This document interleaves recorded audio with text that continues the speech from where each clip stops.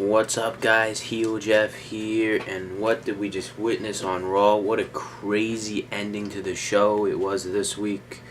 We have a new Universal Champion. Triple H is back. Did Seth Rollins turn face? So many questions to be answered. Let's start with the end of the show because it was just so big and important this week.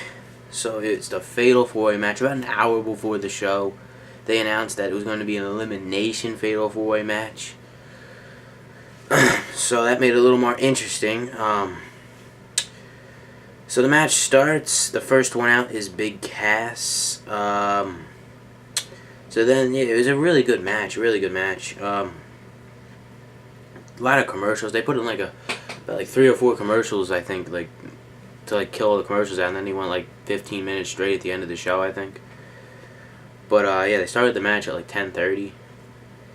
So yeah, Big Cass first went out of the match.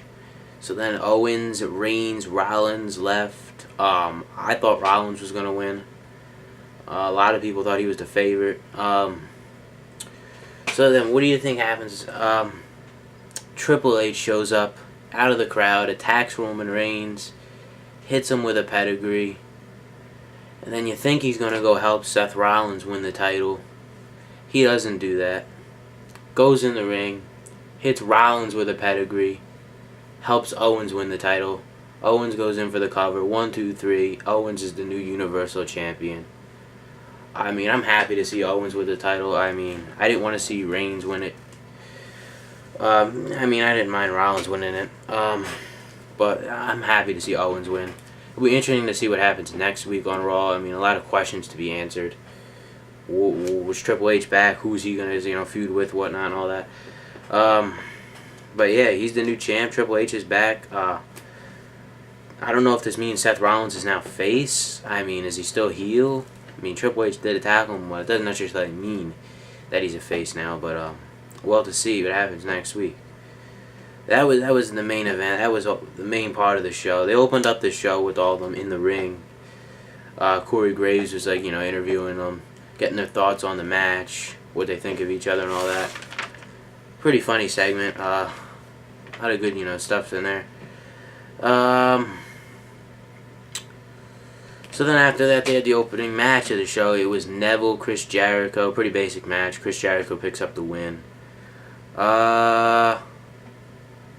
And they had a backstage segment with Bayley and the New Day and Dana Brooke, which would end up setting up a mixed tag match between Bayley, the New Day, Gallows Anderson, and Dana Brooke later that night.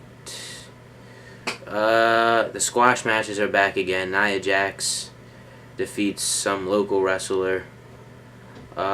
Curious to see how long these matches are going to last. When are they actually going to get into a real feud? Because they've been doing these for a while now. It's been maybe 2 months. They also had one with Braun Strowman later that night. He was wrestling some local guy who had a mask, ripped his mask off. Yeah, but interesting to see when they get into feuds. I wonder who they're going to feud with. It'll be interesting. What else happened? Sami Zayn versus Jinder Mahal. Pointless match. Why is Sami Zayn... What are they doing with Sami Zayn? That is my question. I mean, I personally think he should be on SmackDown. It doesn't seem like there's really a spot for him here on Raw. So then we had the mixed tag match. New Day and Bayley versus Gallows Anderson and Dana Brooke. New Day and Bayley pick up the win. So it seems like they're setting up a match between Anderson and Gallows and the New Day for the titles at Clash of Champions in 3 weeks. The New Day, the New Day are going to drop the title sometime soon, and Gallows and Anderson are going to be the ones to take them. Also looks like they're setting up something between Bayley and maybe Charlotte and Dana Brooke. I don't know if maybe we're going to just see Bayley versus Dana Brooke at Clash of Champions, or we're going to get to see a title match between Charlotte and Bayley. We'll find that out in the next few weeks. What else happened? They had the second match in the best of 7 series with Sheamus and Cesaro.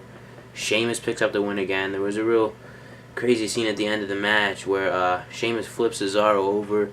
Cesaro went flying into the ring post, and that basically led to the end of the match. Sheamus put him in the submission in the ring, and that ended it. So surprisingly, Sheamus is up 2-0 in this series. I mean, I don't know what they're doing with Cesaro here either. I mean, unless they're gonna have him like come back or something and win the whole series.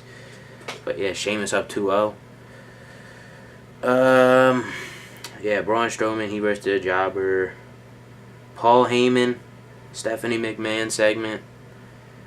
Steph wants him to apologize for what happened back at SummerSlam. Brock Lesnar attacking Shane McMahon. Paul, he apologizes.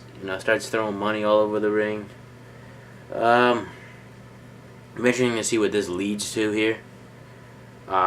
Still think it will lead to something with Brock and Shane down the road. But it will be interesting to see what happens there. And then right between that and the main event, there was a match.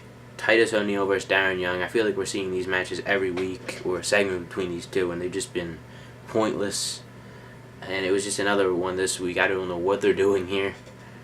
They need to really just end this feud or something, because I don't understand it. Nobody really is into it at all. I mean, one thing I noticed in the beginning of the show, on the stage they're promoting the Backlash pay-per-view, which is a SmackDown pay-per-view. I don't understand why they're promoting Backlash on Raw if it's a SmackDown only pay-per-view. I mean, they were saying back when this thing happened, Vince was saying how they want them to go head to head and everything and all that.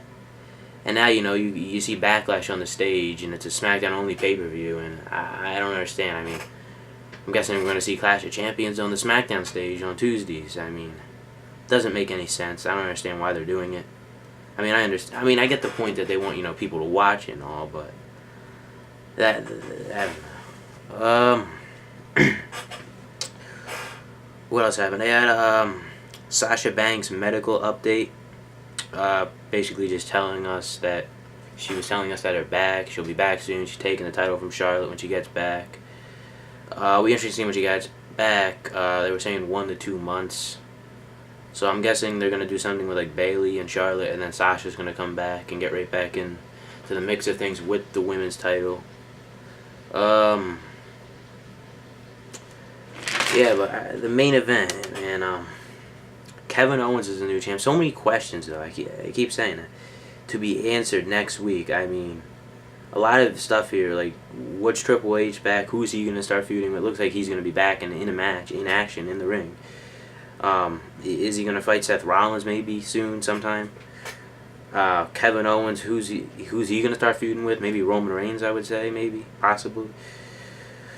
It'll be real interesting. A lot of questions to be answered with the title picture and Triple H being back in. Just a crazy ending to Raw. I thought Raw was going pretty slow, but then it really picked up there at the end with the main event. This has probably been the second best episode of Raw since the new era. The first one I would say was the best. This tonight was right there though. Really good ending. Really happy to see Kevin Owens with the title. He deserves it. Triple H turning on Seth Rollins, and yeah, I mean, what are we gonna see soon next week? That's basically it for Raw. I mean, yeah, new champion. That's it. Thank you for watching. Follow me on Twitter at Jeff Tuffner. I'll see you tomorrow night for a SmackDown review and reactions. And yeah.